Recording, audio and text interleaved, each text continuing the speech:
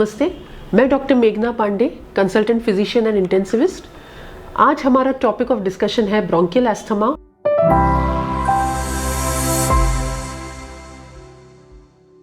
अब bronchial asthma क्या होता है?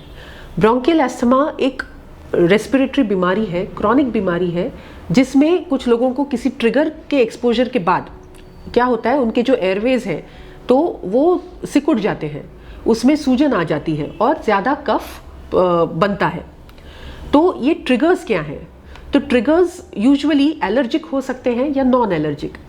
अब एलर्जिक में क्या आता है, जैसे धूल है, छौंक है, पोलन ग्रेन्स है, या कुछ एनिमल्स घर पे पेट्स हो तो उनके जो बाल होते हैं उनके एक्सपोजर के बाद एस्थमा का एपिसोड हो सकता है। नॉन एलर्जिक ट्रिगर्स क्या होते हैं? कोई वायरल इन्फेक्शन हो, या एक्सरसाइज करने के बाद, किसी को कुछ स्ट्रेस हो, या वेदर चेंज के बाद एस्थमा का एपिसोड हो सकता है। एस्थमा के अलग अलग टाइप्स होते हैं। एक है इंटरमिटेंट, यानी 2 एपिसोड के बीच में पेशेंट पूरी तरह से ठीक होता है। दूसरा है परसिस्टेंट, यानी एक एपिसोड हो गया, फिर एपिसोड के हो जाने के बाद भी कुछ कुछ सिम्टम्स मौजूद रहते हैं। और एक क्लासिफिकेशन है चाइल्डहुड एस्थमा, यानी जो बचपन से ही शुरू हो, यानी जब उम्र के 5 साल के पहले ही एस्थमा की बीमारी शुरू हो। और दूसरा है एडल्ट ऑनसेट, यानी जो 18 साल की उम्र के बाद शुरू हो। अब इसके लक्षण क्या होते हैं ब्रोंकियल एस्थमा के?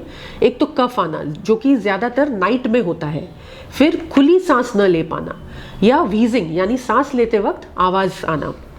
इसका ट्रीटमेंट क्या है? तो ट्रीटमेंट यूजुअली इनहेलर्स या जिसे ब्रोंकोडायलेटर्स हम कहते हैं, ताकि जो एयरवे सिकुड़ गए हैं उनको खोल दे, ऐसी मेडिसिन कुछ आपको दिए जाएंगे। ज़रूरत पड़ने पर ऑक्सीजन की भी ज़रूरत हो सकती है। अब इसको प्रिवेंट कैसे किया जा सकता है? तो सीधी सी बात है कि अगर आप ट्रिगर्स को अवॉइड करेंगे, जैसे धूल है, छौंक है, या जो भी आप में एस्थमा ट्रिगर करता हो, उस चीज़ को अगर आप अवॉइड करेंगे तो आपके एपिसोड्स कम हो जाएंगे एस्थमा के। और अगर आप खबरदारी बरतें, यानी आप ट्रिगर्स को अवॉइड करें, तो आप नॉर्मल ज़िंदगी जी सकते हैं। तो ये एक अच्छी बात है एस्थमा की।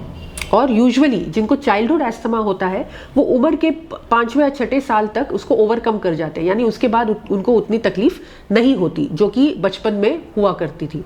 अगर आपको ब्रोंकियल एस्थमा पर कुछ क्वेश्चंस हो, डाउट्स हो, तो आप मुझे नीचे दिए गए नंबर पर मैसेज कर सकते हैं। धन्यवाद।